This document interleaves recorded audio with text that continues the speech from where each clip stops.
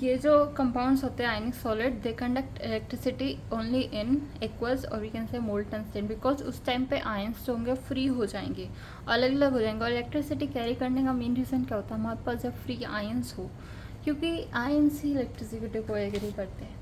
और melting point देखा जाए तो इनका हाई होता है, क्योंकि ये सब्सटेंसेस हार्ड होते हैं, that's why their melting point is high.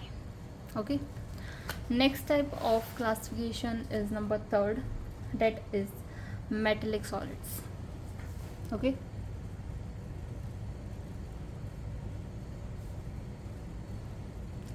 metallic solid, metals, constant particle क्या हुए, metals, नाम से याद हो रहा है। ओके, इसमें क्या होता है, जब मेटल्स जो होते हैं वो कैसे बनते हैं, जब कोई फ्री नंबर ऑफ इलेक्ट्रॉन्स जो होते हैं, और we can say metallic solids, metallic solid में हम मेटल्स नहीं कह सकते कांस्टेंट पार्टिकल्स, हम कह सकते हैं कोई भी पॉजिटिव आयन को जब साथ इकट्ठे होते हैं तो वो एक मेटल फॉर्म करते हैं, वो होते हैं कांस्टेंट पार्टिकल इसका मेटेलिक सॉलिड का। यानी कि हम कह सकते हैं पॉजिटिवली चार्ज इलेक्ट्रॉन्स को कह सकते हैं, हम आयंस को कह सकते हैं। इसमें अट्रैक्शन कौन सा आ जाएगा, interaction, that is metallic bonding. Metallic bonding is a kind of interaction present in them. Examples, metals, नाम जैसे metals, so इसमें पूरा काम metals का है। बॉन्डिंग होगी मेटलिक बॉन्डिंग, कांस्टेंट पार्टिकल्स उनका पॉजिटिव आयंस, यानी कि जब वे एक साथ मिलते हैं तो वे मेटल बनाते हैं।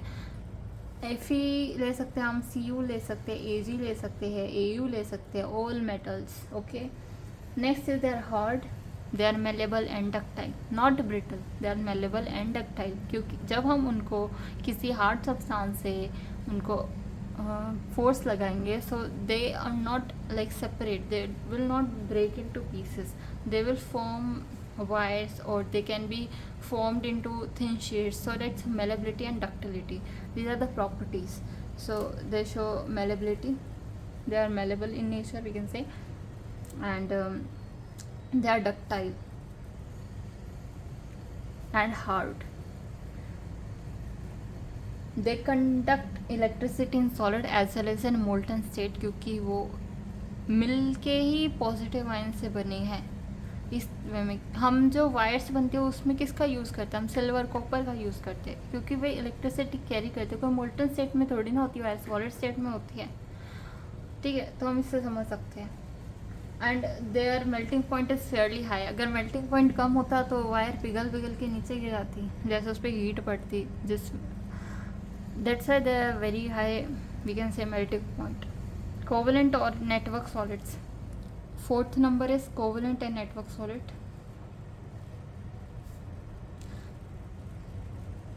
कांस्टेंट पार्टिकल क्या होना चाहिए, कांस्टिट्यूएंट पार्टिकल होना चाहिए इसमें एटम्स, क्या होना चाहिए, एटम्स। हमने नंबर 1 पढ़ लिया मॉलिक्यूल्स के बारे में, नंबर 2 पढ़ लिया आयंस के बारे में, नंबर 3 पढ़ लिया हमने पॉजिटिव आयंस के बारे में। अब हमारे पास बचा एटम्स, जो कि चार्ज नहीं है जिनके पास, वो फॉर्म करते हैं कोवेलेंट टाइप ऑफ कंपाउंड, यानी कि शेयरिंग से, शेयरिंग ऑफ इलेक्ट्रॉन से वो बॉन्ड फॉर्म करते हैं, जो कि एक स्ट्रॉन्ग बॉन्ड होता है, जो कि ये बहुत ही ज़्यादा स्ट्रॉन्ग बॉन्ड होता है। उस बॉन्ड को कहते हैं हम कोवेलेंट बॉन्डिंग। ये हमने अपनी लोअर क्लास में पढ़ा ही है, स्पेसिफिक चैप्टर्स होता है इसके लिए। So type of bonding, covalent bonding. Examples, SiO2, quartz, SiC, carbon, diamond, carbon के जितने भी ये है, डायमंड्स हो गया, बकमिस्टर फुलरेंस हो गया, they all made up of covalent bond. Carbon खुद एक कोवेलेंट बॉन्डिंग वाला कंपाउंड है, क्योंकि उसके पास 4 वैलेंस इलेक्ट्रॉन्स है और उसको उनको शेयरिंग ऑफ इलेक्ट्रॉन्स है वो बॉन्ड फॉर्म करता है, और that is a very very strong bond. And their nature, they're hard, different type पे डिपेंड करता है। If we talk about carbon जिसमें ग्रेफाइट हो, so it will be a soft one, and if you take carbon that is diamond, so it's a harder substance, so we can say it's hard.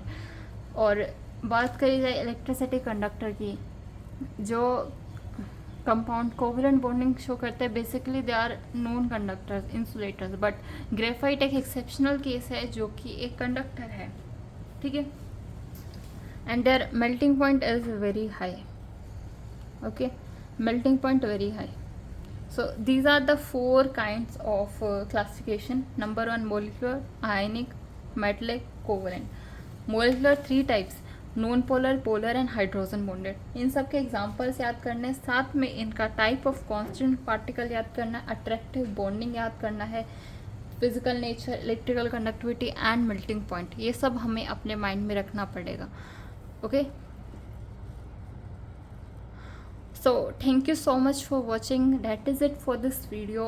So in the next video we are going to talk about crystal lattices, unit cells, primitive unit cell, and the type of primitive unit cell. The 7 types of primitive unit cell, their variations. This all topic we're gonna cover in the next coming videos. So thank you so much. Bye.